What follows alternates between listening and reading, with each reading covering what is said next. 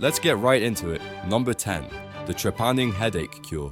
Imagine you've got a splitting headache. Not just a regular headache, but one that feels like a tiny gnome with a jackhammer is redecorating your brain.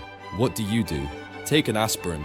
Lie down in a dark room. If you were living a few thousand years ago, your local shaman or witch doctor might suggest something a little more drastic, like drilling a hole in your skull. Yes, we're talking about trepanning, one of the oldest surgical procedures known to humanity, with evidence dating back to the Stone Age. The idea wasn't to perform brain surgery as we know it, but rather to release evil spirits, relieve pressure from head injuries, or cure various ailments ranging from migraines to mental illness. They genuinely believed that drilling a hole would let the bad stuff out.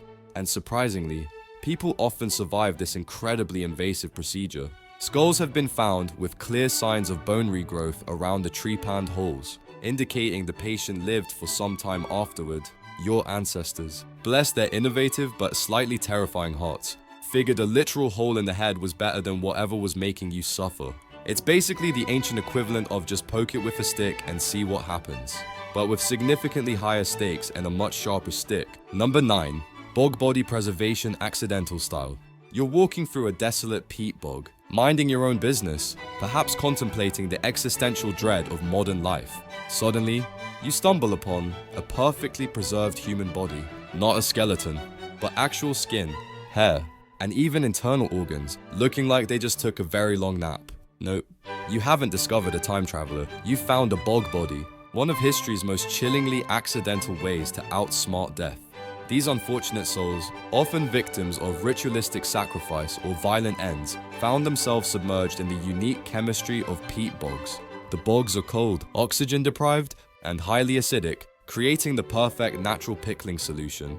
The acidic water, combined with sphagnum moss, which contains antiseptic properties, essentially tans the skin and preserves the soft tissues, turning human remains into remarkably durable, leathery mummies. It's less about intentional embalming and more about highly specific environmental conditions conspiring to keep you looking, well, like you just emerged from a giant, muddy teacup. So, while these folks didn't choose this method of immortality, the bog certainly chose them, offering a creepy, natural alternative to traditional burial. It's basically nature saying, don't worry, I'll keep you fresh, even if you're dead, proving that sometimes the best way to live forever is to die in a really damp ditch. Number 8. The Feigned death revival. Imagine you're living in a time before modern medicine, before definitive ways to tell if someone was truly, irrevocably deceased. Your loved one suddenly collapses, stops breathing, and appears utterly lifeless. What do? Bury them immediately. Not so fast. For centuries, people lived in genuine fear of being buried alive, a phenomenon known as premature burial or taphophobia. This very real anxiety led to some truly bizarre and often hilarious in hindsight ways to ensure death had really arrived before shoveling dirt. We're talking about safety coffins equipped with bells on strings so the supposedly dead could ring for help.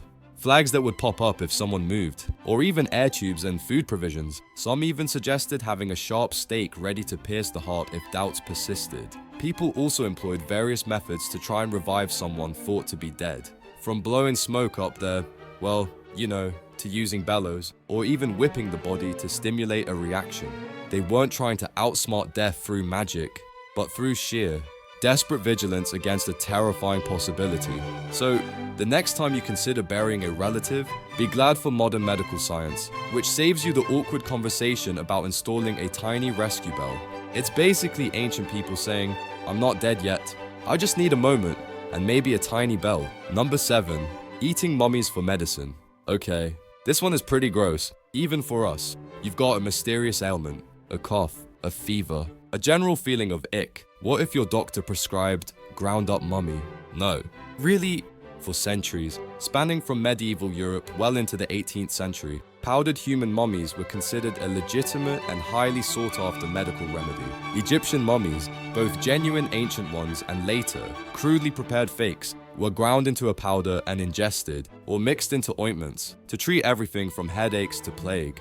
The belief was that the resinous embalming materials and the sacred nature of the ancient dead held potent medicinal properties. This ghastly practice was known as mumia and became a booming trade, leading to the grave robbing of ancient Egyptian tombs on an industrial scale.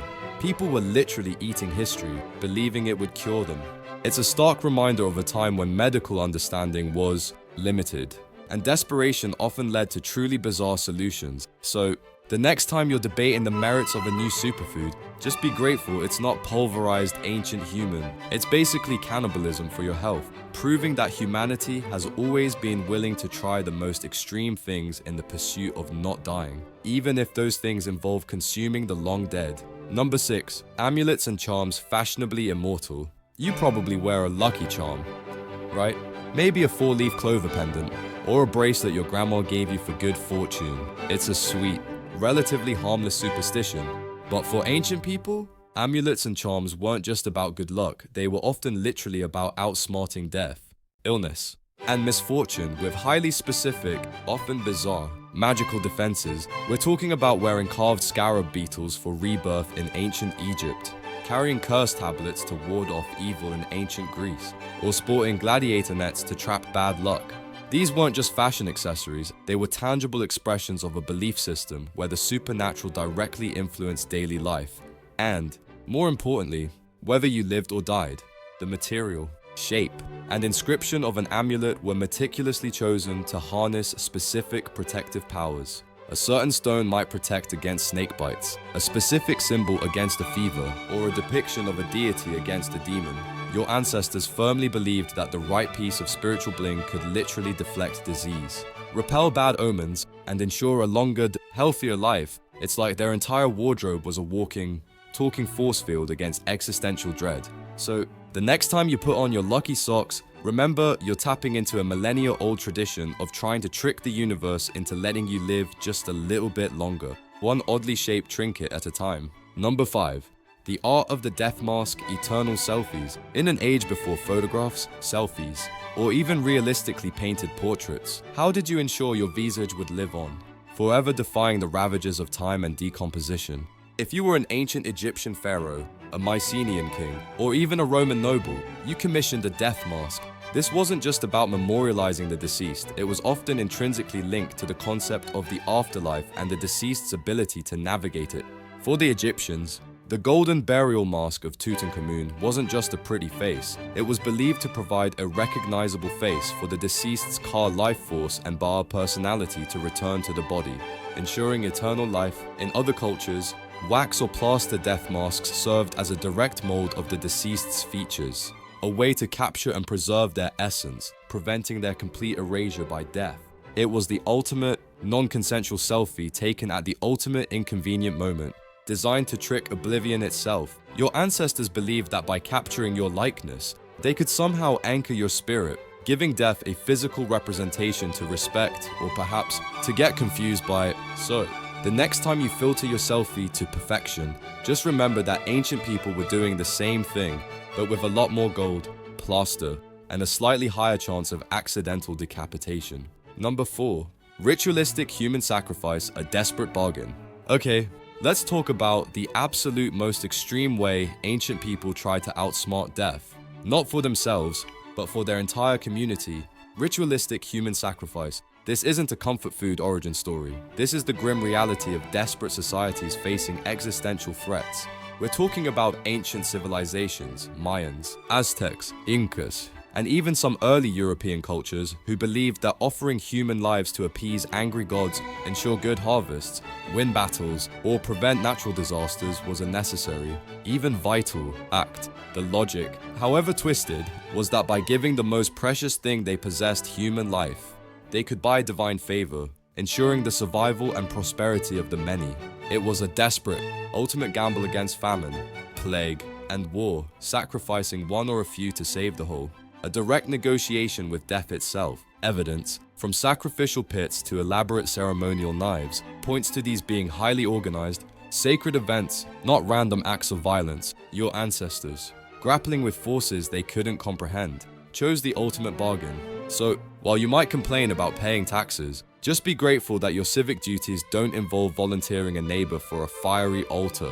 It's basically the ultimate take me instead. Plea to the cosmos, proving that when survival is on the line, humanity can get shockingly, disturbingly pragmatic. Number 3. The cult of Asklepios' ancient healthcare plans. Imagine you're sick, really sick. Not just a sniffle, but something that genuinely threatens to send you to the great beyond. And instead of heading to a modern hospital, you trek to a sacred sanctuary dedicated to a healing god. We're talking about the cult of Asklepios in ancient Greece, Rome, and beyond. This wasn't just about prayer, it was a sophisticated for its time system of healing that combined religious ritual with practical medicine, all in an attempt to outsmart death through divine intervention and holistic care. Patients would travel to Asklepios healing temples, purify themselves, offer sacrifices, and then undergo incubation, essentially sleeping in a sacred dormitory, hoping for Asklepios or his snakes, which were symbols of healing, to appear in a dream and reveal a cure. But it wasn't just dreams. These sanctuaries also employed priests who were skilled physicians, offering herbal remedies, dietary advice, and even minor surgeries. It was ancient people's version of a comprehensive healthcare plan, combining faith and early scientific observation to maximize their chances of survival. Your ancestors believed that a little divine nudge, combined with some common sense medical practices, could definitely tip the scales against illness. So, the next time you visit a doctor, be grateful you don't have to sleep in a temple full of snakes to get a diagnosis. It's basically ancient people's attempt at a holistic wellness retreat, proving that even millennia ago, everyone wanted a good healthcare plan, especially when death was knocking. Number 2. Vampire burial rituals, post-mortem pest control. You're dead, really, truly, unequivocally dead. But what if your worried relatives suspected you weren't staying dead? What if they thought you might rise from the grave to terrorize the living, to drain their blood, or cause general mischief? This terrifying belief, prevalent in various forms across cultures, led to some truly macabre burial rituals designed to keep the deceased firmly in their grave, outsmarting death by simply ensuring it was permanent death. We're not talking about Hollywood vampires with sparkly skin. We're talking about real historical practices from medieval Europe to ancient Greece. Archaeologists have found skeletons with stakes driven through their hearts, heads removed and placed between their legs, bodies weighed down with stones, or even mouths stuffed with bricks or coins to prevent them from feeding. These weren't acts of disrespect, but desperate measures born of fear and a belief that certain individuals, perhaps those who died mysteriously, or were ill, or simply different, might return as restless spirits or flesh-eating revenants. Your ancestors were convinced that a little post-mortem modification was the best way to prevent a whole lot of undead trouble later. It's basically ancient people's extreme pest control, proving that sometimes outsmarting death means ensuring the dead stay dead, even if it requires a bit of carpentry. Number 1. The Philosopher's Stone, Alchemy's cheat code. Forget potions, charms, or even human sacrifice. What if you could just make immortality? We're talking about the legendary Philosopher's Stone, the ultimate alchemical holy grail, believed to be capable of transmuting base metals into gold, and, more importantly for our purposes, granting eternal youth and immortality for centuries. Brilliant and perhaps slightly unhinged alchemists across Europe, the Islamic world, and Asia dedicated their lives, fortunes, and sanity to discovering this mythical substance. It wasn't just about endless riches, it was about achieving a state of perfect health and an unending lifespan, essentially giving death the ultimate middle finger. Their experiments involved everything from obscure minerals and potent acids to highly flammable concoctions and questionable distillation processes, all performed in smoky, secretive laboratories. They were truly trying to out-engineer death itself, believing that the secrets to eternal life lay hidden within the elements, just waiting for the right formula to unlock them.